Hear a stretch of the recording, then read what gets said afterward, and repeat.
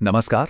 आज हम बात करने जा रहे हैं एक ऐसी दोस्ती की जिसकी जड़ें सदियों पुरानी हैं, लेकिन आज इसमें एक बिल्कुल नया अध्याय लिखा जा रहा है।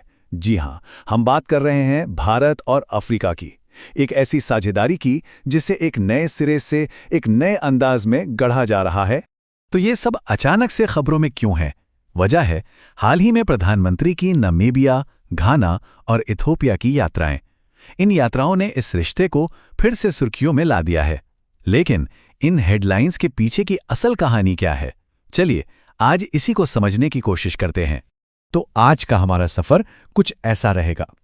हम शुरू करेंगे ताज़ा खबरों से, फिर चलेंगे इतिहास की गलियों में, वहां से निकल के आज की इकोनॉमी और डिजिटल दुनिया को समझेंगे। रास्ते में आने वाली चुनौतियों पर भी नजर डालेंगे और आखिर में देखेंगे कि भविष्य के लिए क्या विजन है। तो चलिए सबसे पहले बात करते हैं कि अभी क्या हो रहा है। ये जो इतनी हाई प्रोफाइल विजिट्स हुईं, इनसे असल में हासिल क्या हुआ? देखिए, इथियोपिया की यात्रा यहाँ खास तौर पर बहुत अहम रही। दोनों देशों के रिश्तों को स्ट्रेटेजिक पार्टनरशिप का दर्जा मिला।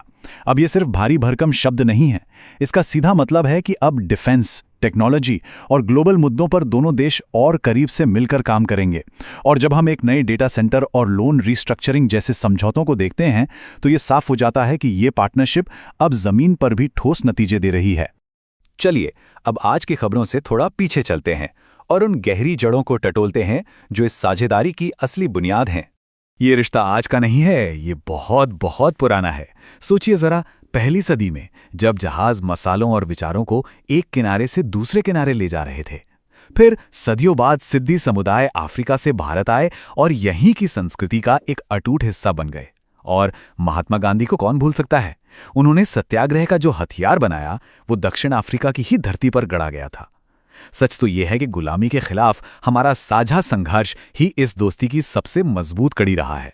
जवाहरलाल नेहरू का ये कहना कि अफ्रीका एक सिस्टर कॉन्टिनेंट है, ये सिर्फ एक पॉलिटिकल स्टेटमेंट नहीं था। नहीं, ये उस गहरी भावना को दिखाता था कि हमारी अपनी आज़ादी तब तक अधूरी है जब तक अफ्रीका के हमारे भाई बहन आज़ाद नहीं हो जाते।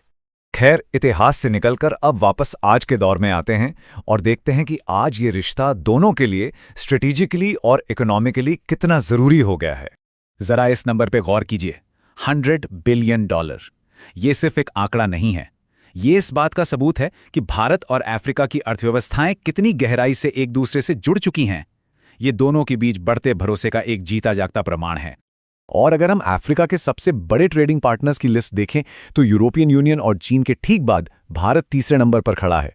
मतलब भारत अब अफ्रीका के लिए एक बेहद जरूरी इकोनॉमिक पावर बन चुका है। तो इस व्यापार में होता क्या है?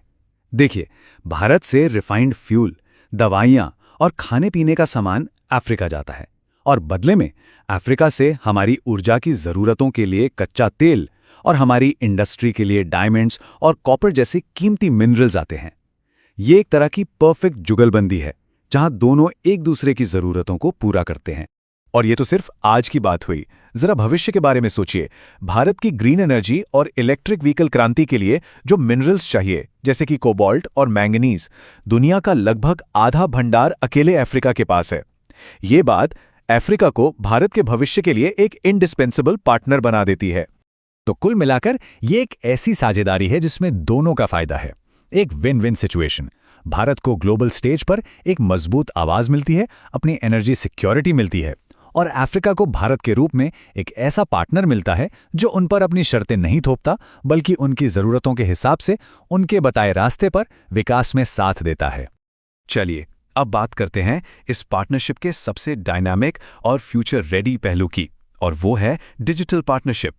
भारत ने अपनी डिजिटल क्रांति का जो फॉर्मूला बनाया है, जिसे इंडिया स्टैक कहते हैं, उसे अब वो अफ्रीका के साथ शेयर कर रहा है। अब ये है क्या? बड़ा सिंपल है, 3 स्टेप्स में समझिए। पहला, हर किसी को एक डिजिटल आइडेंटिटी। दूसरा, यूपीआई जैसा आसान डिजिटल पेमेंट। और तीसरा, डिजी लॉकर जैसा सिक्योर डेटा शेयरिंग। ये किसी भी देश के लिए डिजिटल भविष्य की नींव रखने जैसा है। और ये सब सिर्फ बातें नहीं है, जमीन पर काम हो रहा है। समुद्र के नीचे हाई स्पीड इंटरनेट केबल बिछ रही हैं, जाम्बिया में सरकारी सेवाएं ऑनलाइन हो रही हैं, और तो और मॉरिशस और नामीबिया जैसे देशों में यूपीआई भी लॉन्च हो चुका है। ये डिजिटल पार्टनरशिप अब हकीकत बन रही है। लेकिन जैसा कि होता है, ये रास्ता इतना आसान भी नहीं है। एक पूरी और ईमानदार तस्वीर के लिए हमें उन चुनौतियों को भी समझना होगा जो इस साझेदारी की राह में हैं। देखिए, अफ्रीका में एक बड़ी चुनौती चीन की मौजूदगी है। दोनों देशों के काम करने का मॉडल बिल्कुल अलग है। भारत का तरीका पार्टनरशिप पर, लोकल ज़रूरतों पर आधारित है। वहीं चीन का मॉडल बड़े-बड़े इंफ्रास्ट्रक्चर प्रोजेक्ट्स और भारी भरकम लोन पर टिका है। इसके अलावा कुछ अंदरूनी चुनौतियां भी हैं जिनसे भारत को निपटना है। जैसे कभी-कभी प्रोजेक्ट्स को पूरा करने में देरी हो जाती है। हमारा ज़्यादातर ट्रेड कुछ ही बड़े अफ्रीकी देशों के साथ है, और कुछ इलाकों में जो पॉलिटिकल अस्थिरता है वो भी निवेश के लिए एक रिस्क पैदा करती है। तो सवाल ये उठता है कि इन चुनौतियों से निपटने के लिए आगे का रास्ता क्या है? साल 2030 को देखते हुए क्या रणनीति अपनाई जा रही है? एक बहुत बड़ी और स्मार्ट स्ट्रैटेजी है मिनरल टू मार्केट। इसका सीधा सा मतलब है कि भारत अब सिर्फ अफ्रीका से कच्चा माल नहीं लाएगा, बल्कि वहीं पर मिनरल प्रोसेसिंग प्लांट लगाने में इन्वेस्ट करेगा। इससे फायदा दोनों का है। अफ्रीकी देशों की कमाई बढ़ेगी क्योंकि वो वैल्यू एडेड सामान बेचेंगे, और भारत को एक भरोसेमंद सप्लाई चेन मिलेगी। भविष्य के लिए लक्ष्य एकदम साफ है, 2030 तक व्यापार को दुगना करके $200 बिलियन पर पहुंचाना, पूरे अफ्रीकी महाद्वीप को एक सिंगल मार्केट बनाने वाले फ्री ट्रेड एरिया के साथ जुड़ना, बातचीत बनाए रखने के लिए हर 3 साल में समिट करना, और हां, जापान और यूएई जैसे पार्टनर्स के साथ मिलकर काम करना भी इस प्लान का एक अहम हिस्सा है। तो प्राचीन काल के समुद्री व्यापारियों से लेकर आज के दौर के डिजिटल हाईवे तक ये एक ऐसा रिश्ता है जिसने वक्त के साथ खुद को बार बार बदला है और हर बार और मजबूत होकर उभरा है। और आखिर में एक बड़ा सवाल जो हम सबको सोचना चाहिए, आज की इस अनिश्चित दुनिया में क्या भारत और अफ्रीका, ये दो उभरती हुई ताकतें मिलकर दुनिया में सहयोग की एक नई मिसाल कायम कर सकती हैं? इस रिश्ते का भविष्य सिर्फ इन दोनों के लिए नहीं, बल्कि शायद पूरी दुनिया के लिए बहुत मायने रखता है।